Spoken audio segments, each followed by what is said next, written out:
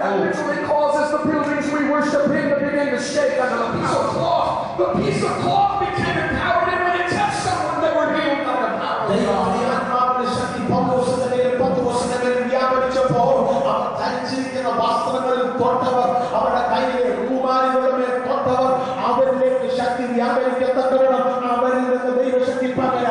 The kind of power that when Paul and Silas were praying at midnight because they were shackled against a moth-ridden wall, the Spirit of God descended and shook that place that they were in. And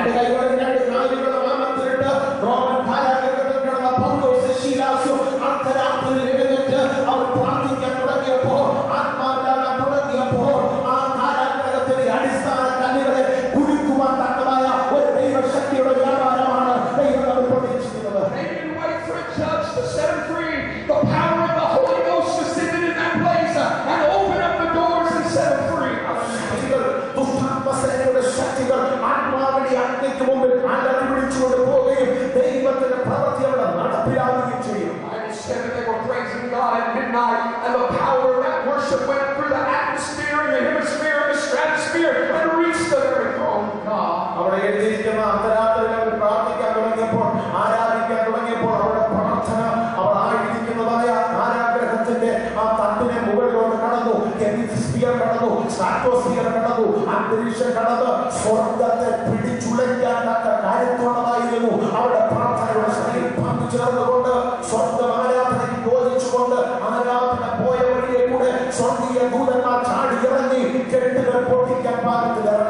And what had started out as the sound of two small voices shackled against the wall became the sound of a mighty rushing wind, hallelujah, coming into that place and opening it.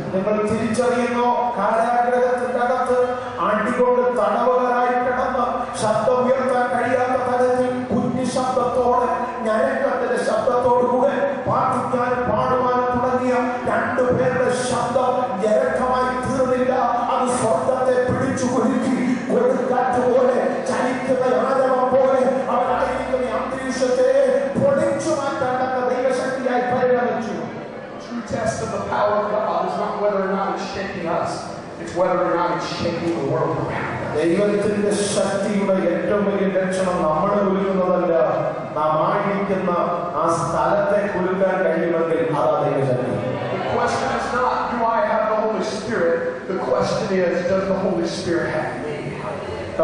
നീ ചോദിക്കേണ്ടത് പരിശുദ്ധാത്മാവിൽ എന്നിലുണ്ടോ അല്ല, ഞാൻ പരിശുദ്ധാത്മാവിൽ പൂർണ്ണനായി തീർന്നോ എന്നതാണ് ചോദ്യം. The Bible says that Moses told the priest, whatever you do, make sure you keep fresh fire on this altar. പുരോഹിതന്മാരോട് മോശ പറഞ്ഞു, യാഗപീഠത്തിൽ യാഗവസ്തുക്കളെ കിടത്തിയിരിക്കുന്നതോ വെട്ടിനുറുക്കിയതോ ഹോമയാഗത്തിന്റെ വ്യവസ്ഥകൾ പാലിക്കുന്നതോ അല്ല പ്രധാനപ്പെട്ടത്, യാഗപീഠത്തിന്മേൽ നിരന്തരം തീ കത്തിക്കൊണ്ടിരിക്കണം. Keep the fire of God burning, as Eli who sat over the people of God. വചനം പറയുന്നു, ഏലി പുരോഹിതൻ ഇസ്രായേലിൽ മഹാപുരോഹിതനായിരിക്കുന്ന കാലഘട്ടം. The Bible said that the fire of God had went out in the house of God, and God raised up Samuel. No, that the fire of God. ദൈവത്തിന്റെ മഹാപുരോഹിതനായി ഏലി യാഗപീഠത്തിലെ അഗ്നി കെട്ടുപോയത് തിരിച്ചറിയില്ല. He did not even know the voice that Samuel was hearing. ശമൂവേൽ കേട്ട ദൈവശബ്ദത്തെ തിരിച്ചറിയാൻ കേൾക്കുവാൻ വേണ്ടി കഴിഞ്ഞില്ല. And so God raised up Samuel. Hallelujah. അതുകൊണ്ട് ദൈവം തന്റെ വേല നിർത്തിയില്ല, ദൈവം മറ്റൊരുവനെ തെരഞ്ഞെടുത്തു, ശമൂവേലിനെ ദൈവം എടുത്തു. A man until the day he died, he kept fire on the altar, and he knew how to hear the voice of the living God. ദൈവത്തിന്റെ യാഗപീഠത്തിൽ അഗ്നി നിരന്തരം കത്തിക്കൊണ്ട് തിരിച്ചറിയുന്ന ഒരു ബാലൻ അവിടെ ഉണ്ടായിരുന്നു. അവൻ ദൈവത്തിന്റെ ശബ്ദം കേൾക്കുന്നവരുമായിരുന്നു. My challenge to you today is a very simple challenge. Hallelujah. ഇന്ന് പകൽക്കാലം ഇവിടെ കടന്നു വന്ന ഓരോരുത്തരുടെയും മുമ്പിൽ ഞാൻ വയ്ക്കുന്ന പ്രബോധനവും ആത്മീയ ആഹ്വാനം ഇതാണ്. Make sure you keep fire in your lantern. നിങ്ങളുടെ നിലവിളക്ക്, നിങ്ങളുടെ പ്രാർത്ഥന ഒരിക്കലും കെട്ടുപോകരുത്, അതെപ്പോഴും കത്തിക്കൊണ്ടിരിക്കണം. Make sure you keep fire in the altar. യാഗപീഠത്തിനുമേൽ ഒരിക്കലും തീ കെട്ടുപോകാതെ ആ തീ നിരന്തരം കത്തിക്കൊണ്ടിരിക്കണം. Don't worry about all ministry if you don't have fire in your altar. ശുശ്രൂഷയിലെ മറ്റ് കാര്യങ്ങൾക്കല്ല നീ അമിത പ്രാധാന്യം കൊടുക്കുന്നത്, യാഗപീഠത്തിലെ തീകടല്. All of your yelling will be worthless. All of your waving will be worthless. All of your word will be worthless if you do not have fire in the lantern. ദൈവത്തിന്റെ ആജ്ഞ നീ എന്ന വിളക്കിനകത്ത് കത്തുന്നില്ലെങ്കിൽ നിന്റെ ശബ്ദഘോഷം കൊണ്ട് പ്രയോജനമില്ല, നിന്റെ അലർച്ച കൊണ്ട് പ്രയോജനമില്ല, നിന്റെ ശബ്ദം കൊണ്ട് പ്രയോജനമില്ല, നീ വേദപുസ്തകം വീശുന്നത് കൊണ്ട് പ്രയോജനമില്ല.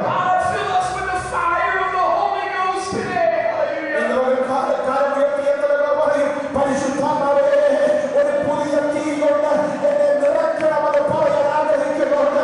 കരങ്ങൾ ഉയർത്തിപ്പിടിച്ച്